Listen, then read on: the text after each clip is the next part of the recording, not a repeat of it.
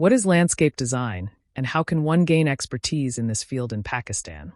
Landscape design is an art and science through which open spaces are arranged in such a way that they not only look beautiful, but also fulfill human needs and remain in harmony with the environment. It involves balancing elements such as plants, trees, water, pathways, buildings, and other features to create a sustainable and aesthetically pleasing landscape. In a country like Pakistan, where cities are rapidly expanding and environmental issues are increasing, the importance of landscape design has grown even more. It is not only essential for the arrangement of parks and gardens, but also plays a fundamental role in residential schemes, roads, educational institutions, and even private home gardens. Now the question arises, how can a student, especially a horticulture student, become an expert in this field?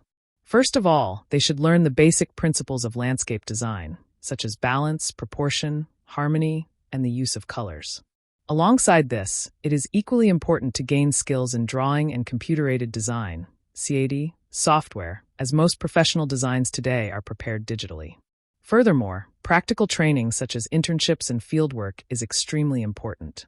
If a student does an internship with a landscape design firm or a housing society, they can practically learn how a design is turned into reality.